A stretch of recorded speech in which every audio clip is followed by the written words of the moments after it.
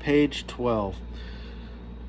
So picking up where we left off, it's really the last paragraph on page 11, and then we'll go into page 12. It says the Talmud, Baba Metzia 59b, states that one who causes anguish to a convert thereby transgresses 36 commandments.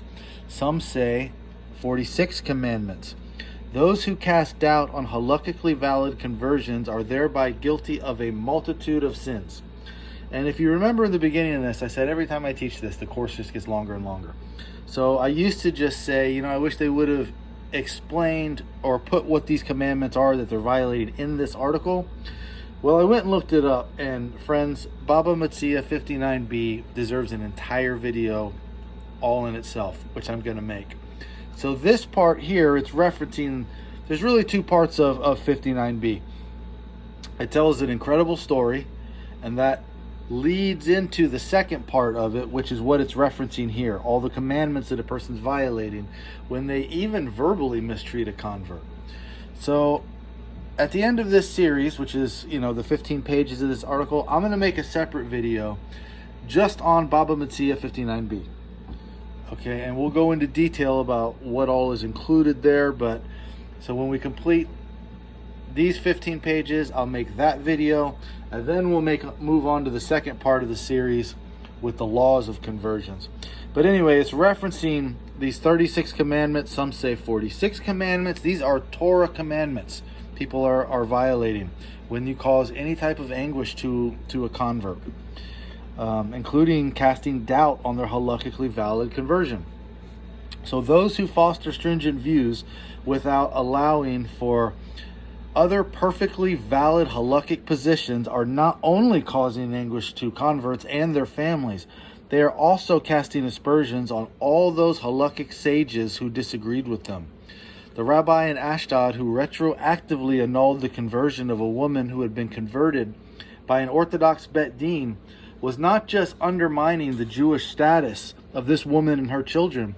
He rejected the possibility that any legitimate rabbis could have an opinion other than his. Sound familiar yet? He believed that the conversion must entail absolute commitment to observe all the mitzvot, and that lacking such commitment and observance, the conversion is not valid. Thus, rabbis who relied on the far more tolerant views of the Talmud, Rambam, Shulchan Aruch, Rabbi Chaim Ozer Gradinsky, Rabbi Uziel, Rabbi David Zvi Hoffman, etc., all such rabbis were themselves invalidated. The Dayan of Ashdod could not have been blunter when he said, "Those courts permit 100% Gentiles to marry into the Jewish people, and they cause many people to sin terribly, and they have turned conversion into a joke. The judges who take the more lenient view are nothing less than blasphemers and evildoers. And since the judges are criminals, none of the conversions they perform should be recognized." This statement is so arrogant in self-righteousness and so narrow in its religious worldview, characterizes what is worst in the contemporary Orthodox Bet Din establishment.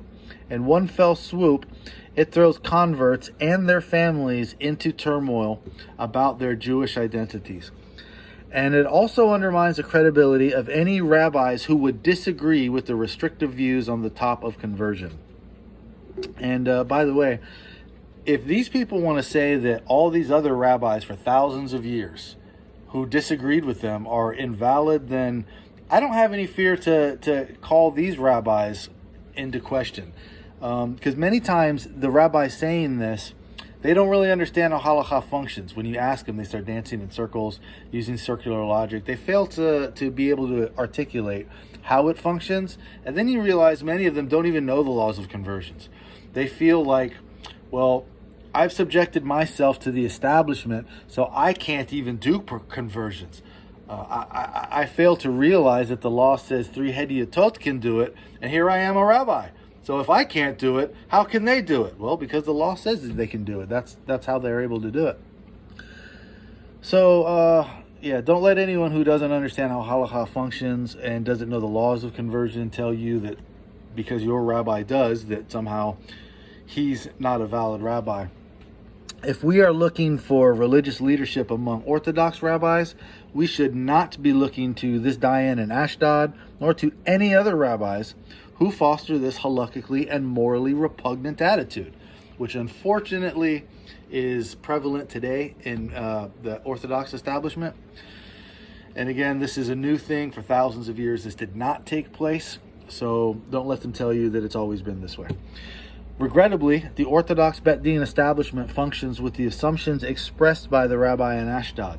Their raised standards measure the potential convert on the basis of commitment to observe ritual mitzvot, without factoring in the broader issues that dramatically affect the lives of individuals, couples, children, the Jewish community at large, the state of Israel. They establish standards and then refuse to accept the conversions of those upstanding and learned Orthodox rabbis who have more tolerant, compassionate, and inclusive views. This underlies, not only do they have these views, but this is actually the tradition that most of us have received throughout all of Jewish history. This underlies the decision of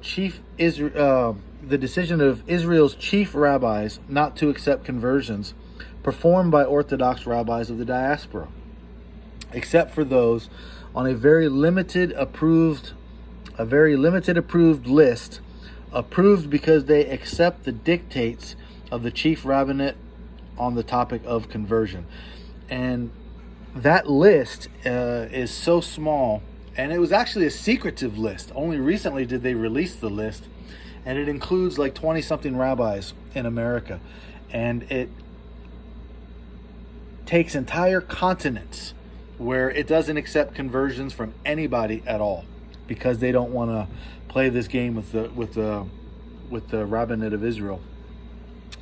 So this underlies the decision of the Rabbinical Court, the Rabbinical Council of America, to certify only those conversions done by its own hand-picked dayanim, and not to certify conversions performed by the vast majority of its own members, fine Orthodox rabbis. And remember, even if they're accepted, if they're on this list, that doesn't even mean they will remain accepted. I'm sure I went over the Druckmann case. If not, you can look it up.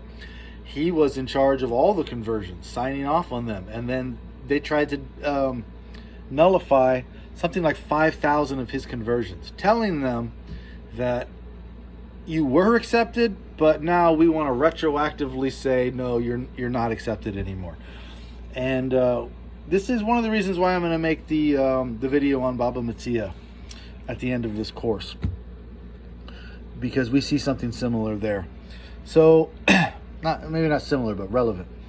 So the scandal of the current Bet Din establishment position is that it actually invalidates or casts into doubt halakhic conversions performed by Orthodox rabbis who follow the teachings of the Talmud, Rambam, Shulchan Aruch, and a host of halakhic authorities who adhere to those teachings.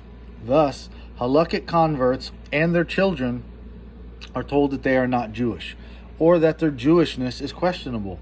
This is an egregious example of oppressing Gerim, converts. And this is something that not only are rabbis warned against doing, but they don't even have the authority to nullify. But they pretend that they do, and then they convince the masses to go along with it. So the Bet Din establishment claims that they adopt stringent views in order to raise standards. And as has been pointed out, stringency in the areas of ritual observance leads to actually lowering standards in the areas of intermarriage prevention. It leads to a loss of children, to families, and to the Jewish people. It leads to weakening the Jewish fabric of Jewish communities in the diaspora and in the state of Israel. It leads to potential converts giving up on orthodoxy or to become alienated from Judaism altogether. It increases the number of transgressions of oppressing converts. And something I just said, you may be thinking, well, if they don't have the authority to do it and they're doing it anyway, how are they convincing the masses? Well, because nobody ever challenges them. They see these people with a long beard and a black hat, and they say, well, if he's doing it, then it must be the right thing to do. So they never get challenged on it. And because they never get challenged on it, they never have to look at the laws of conversion.